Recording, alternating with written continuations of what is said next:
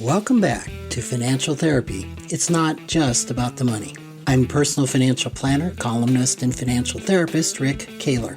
Research tells us that 90% of all financial decisions are made emotionally, not logically. For nearly 4 decades, I've been helping people make better money decisions. So what makes my financial worldview different from most financial experts? I blend the nuts and bolts of financial advice with the emotions that drive making them.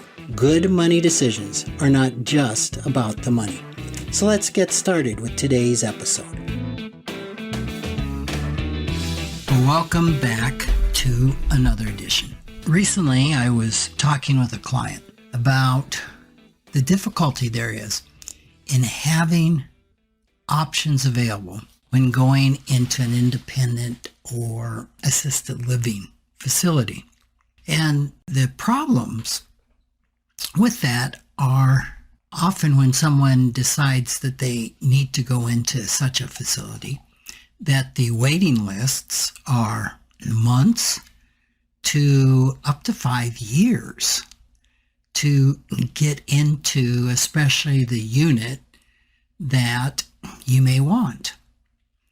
We have an assisted living facility in our town that has all 3 levels of care, which would be independent senior living, assisted living, and what we used to call nursing home care, which is now skilled care or health care.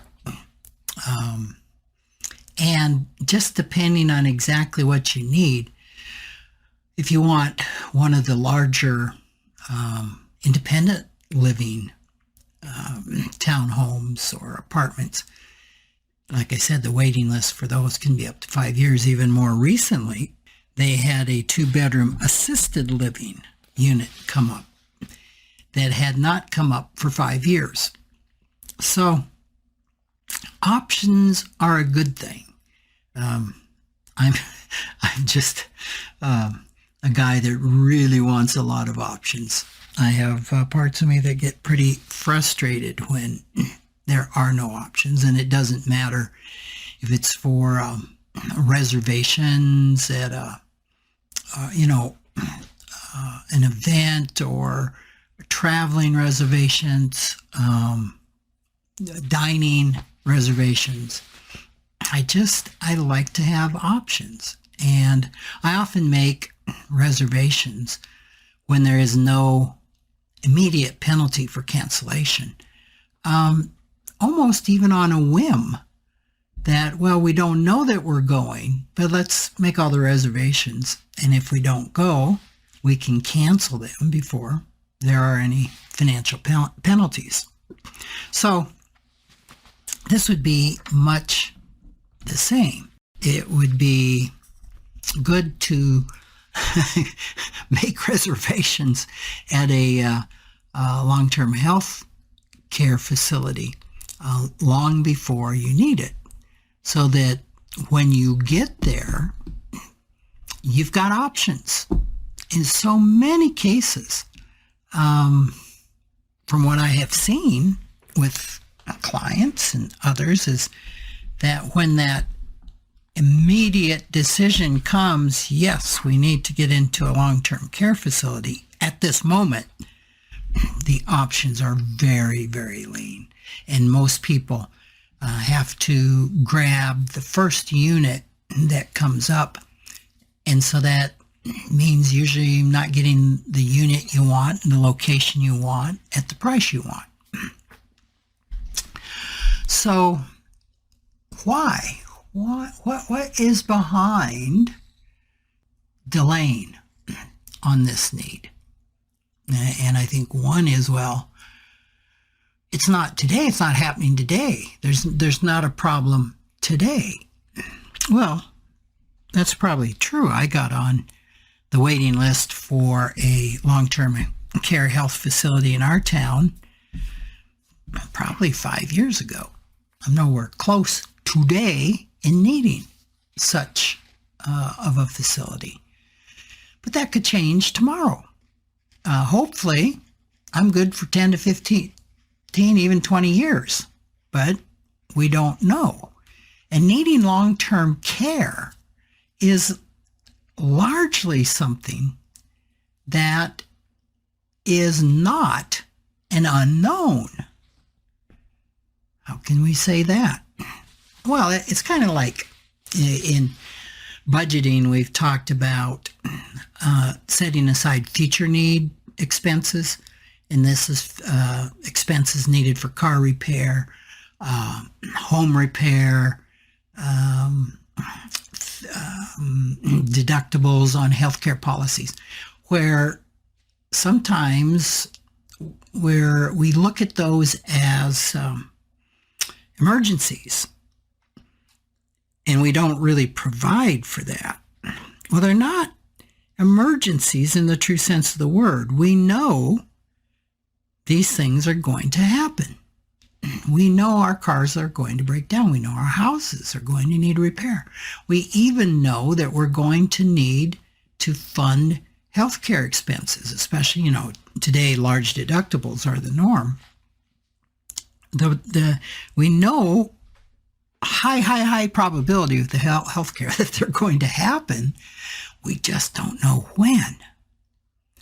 And so this is the same thing with long-term care. According to the Administration for Community Living, about 70% of people who are 65 today will need some type of long-term care in their remaining years. Now, of that 70%, 20% will need long-term care in a nursing home, and the remaining 50% will need long-term care in an assisted living facility or in their own home with the help of a caregiver. Now, with this, we haven't even talked about going into senior living, independent senior living. This 70% is in some type of assisted living. Well, those are odds I don't want to bet against. 70% are pretty fair odds. So what is more unknown is the timing of the need. Now, the most people, from my experience, and I did find some data online that would support this, most people wait until there's a crisis before making a move into a long-term care facility. And usually the crisis is very quick, like a stroke, a fall, or a heart attack. Something that you go from being completely independent to very needy of help and around-the-clock services. Now, in some cases like that, a rehab center can bring a person back to normal. But I'm talking in the case where coming back to normal is not going to be anything that is quick and may be very permanent. Even health declines that are gradual, when ignored or not dealt with proactively, can become a crisis. And of course, this is the emotional issue to really look at. So we're talking about cognitive declines like Alzheimer's disease, dementia, sight loss, hearing loss, mobility issues, even social isolation. These are usually not events that just happen, like a stroke, a fall, or a heart attack.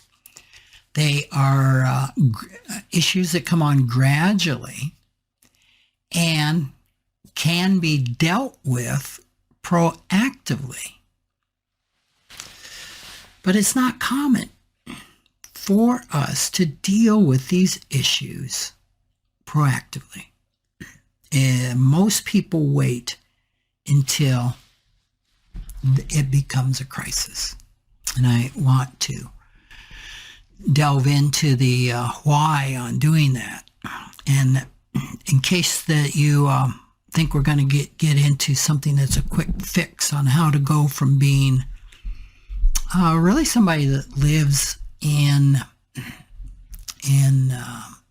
denial or being dismissive of the conditions that they have, minimize the conditions that they are having, to kind of instantly go to being proactive.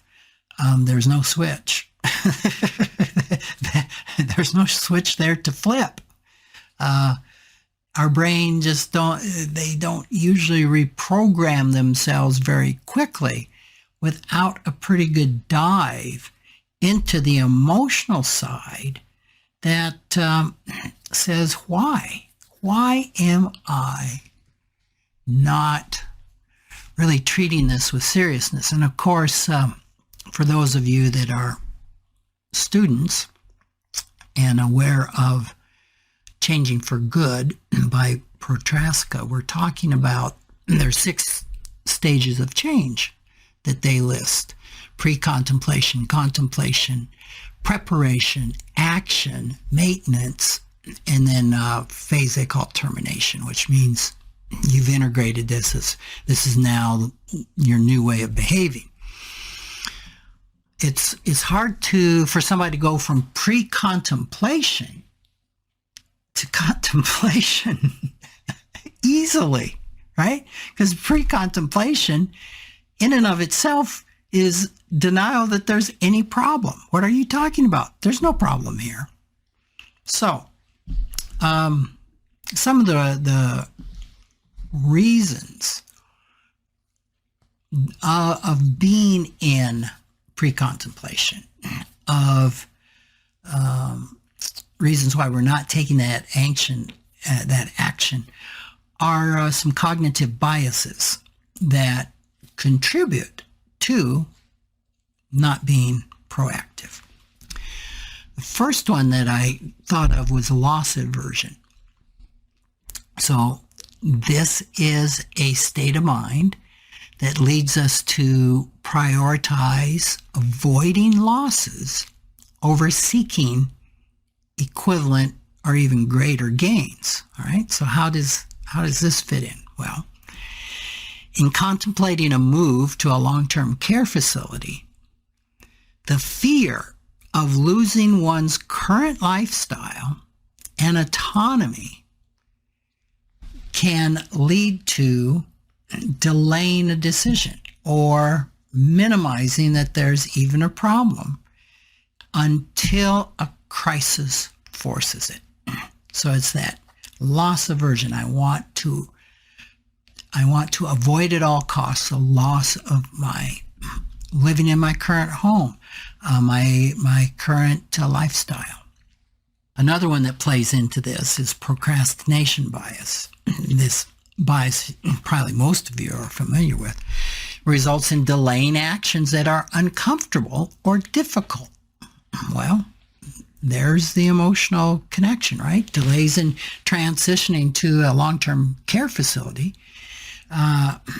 can be attributed to all of the difficult emotions that are tied to selling a home, selling or parting with belongings, the disruption of my daily routine.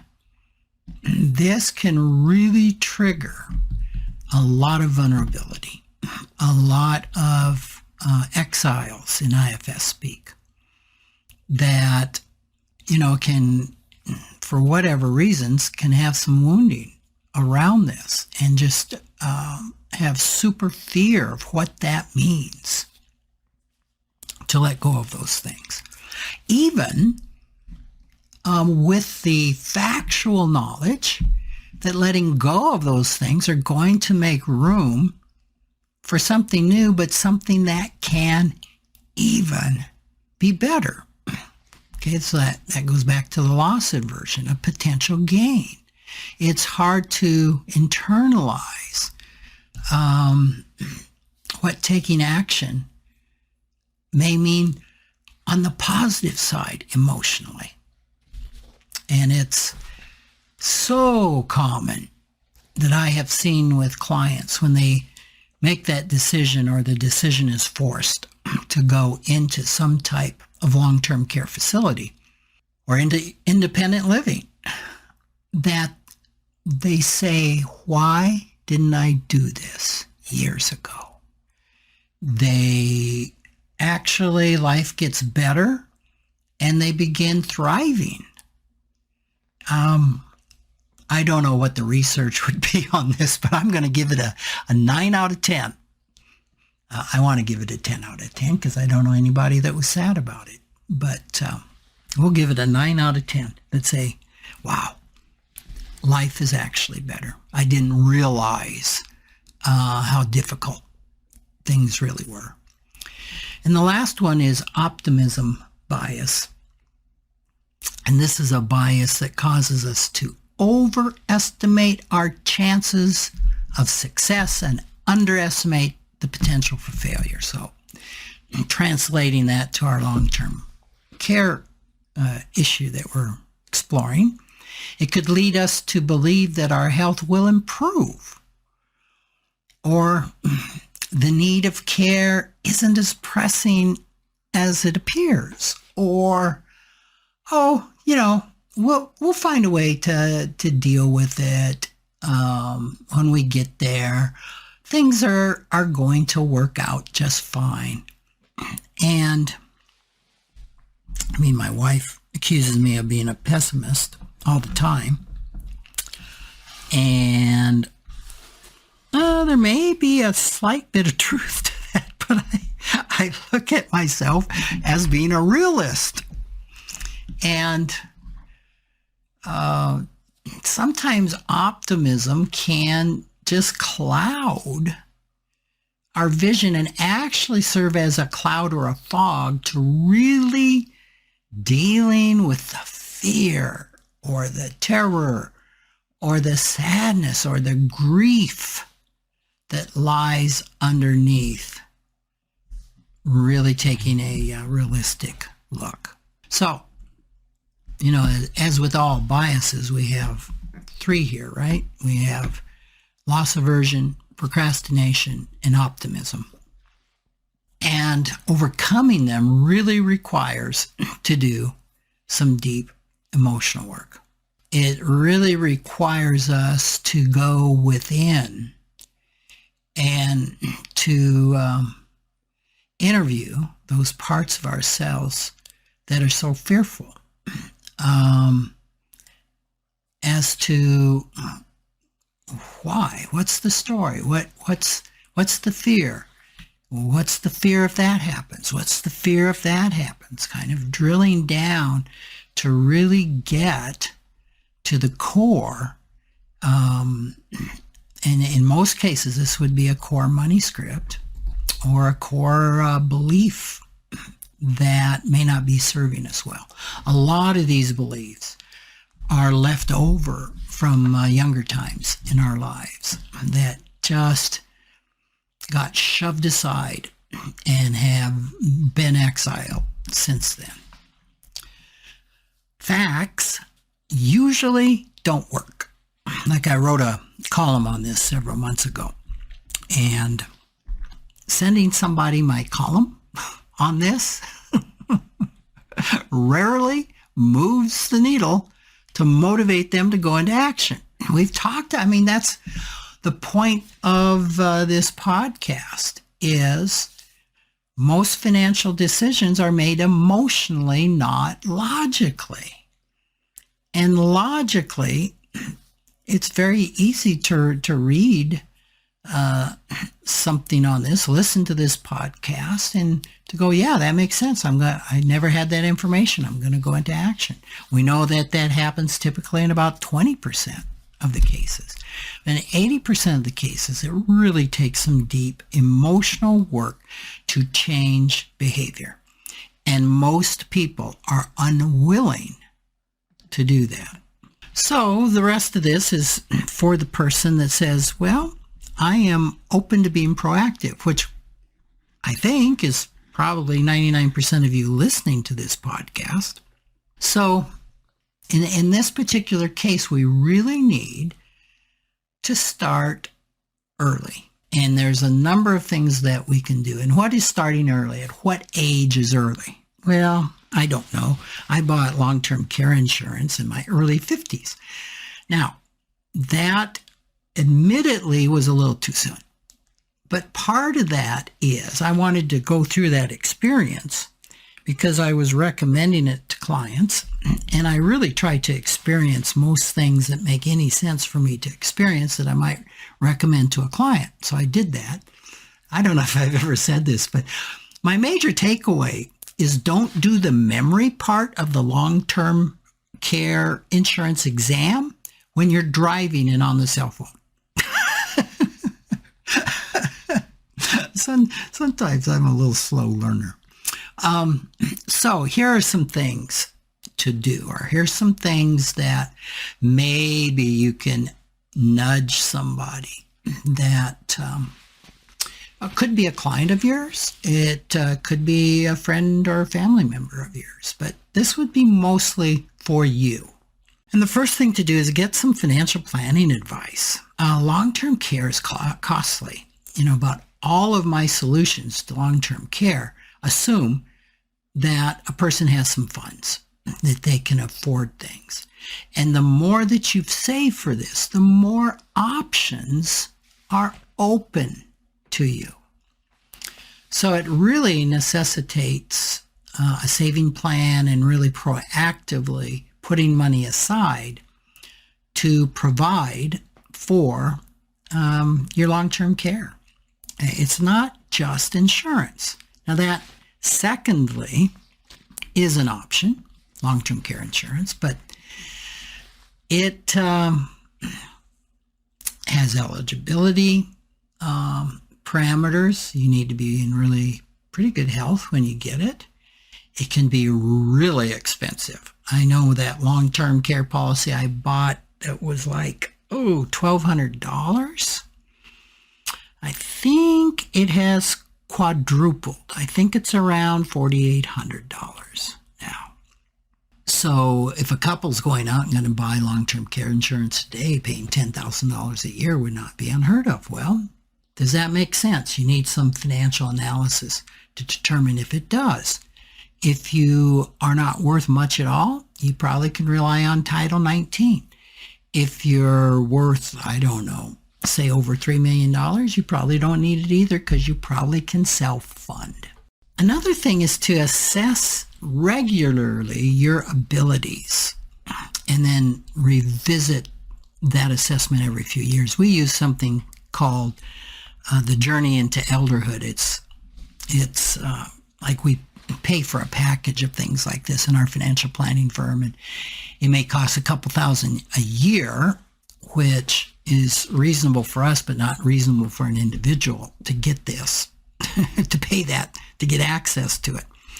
Many financial planners have these evaluations, and we give these every 3 years to clients just to track on a 1 to 10 different areas. How are you doing? I got online to try and come up with a source, and I found one from Brightview Senior Living. It's an online assessment. It's a little promotional, but I thought it was reasonably good, at least to get a person thinking about things. But you might want to take a look at that assessment. Let me see if I can find it. It's Brightviews, plural, seniorliving.com, and look for their assessment. And then, of course, you need to take a look. Which senior living centers would I like to live in? Are they in my area? Are they outside of my area? You may not know exactly what you need today, but sometimes, like the one I talked about in the opening, some of them have all levels of care. And then I would suggest to you to enroll on the wait lists for your most wanted long-term care facilities, which would enhance the likelihood of getting your preferred choice when the crisis hits. And I discussed the one in my town. There's other places you can get on their waiting list, and when you come to the top, they'll keep you at the top of the waiting list. And some of these are for no charge. In others of them, you'll go back to the bottom. Well, what do you have to lose if you're on that waiting list? It can't hurt your chances, let's put it that way. But it can certainly help. And I did mention the facility in my hometown. They charge $6,000 to get on the waiting list. But that's all refundable. You can call them up any day and get your $6,000 back. So all you're losing is the potential return on that $6,000, which today I figure a reasonable long-term return on something that's invested with some balance, like a 60-40 portfolio, is about 5% or $300 a year. Well, $300 a year is not a lot of money to secure the option of having the unit you want to go into when you need to go into it. So, the bottom line to all this is that the necessity for long-term care isn't a mystery. 70% of us are going to need assisted living or skilled nursing. It's the timing that remains uncertain. So if we can do work on our biases, really do that emotional work, and then adopt a proactive strategy for making that available if a crisis does hit. I'm not talking about being proactive. That can just really make things so much easier when that need arises. And it takes a lot of emotional work for most of us to bring ourselves into a position of even acknowledging that high probability this is going to happen. It's going to come with challenges emotionally, but I am ready to go into action. So thanks so much for being with me another week, and I look forward to talking with you again next week. Thanks for joining me, Rick Kahler, for another episode of Financial Therapy. It's not just about the money. This is where I combine the nuts and bolts of financial advice with the emotions that drive making them. Remember, every financial behavior, whether it appears illogical to you or others, makes perfect sense when we understand the underlying beliefs, feelings, and thoughts. Sign up for my weekly blog at financialawakenings.com. I hope you'll join me again for our next episode.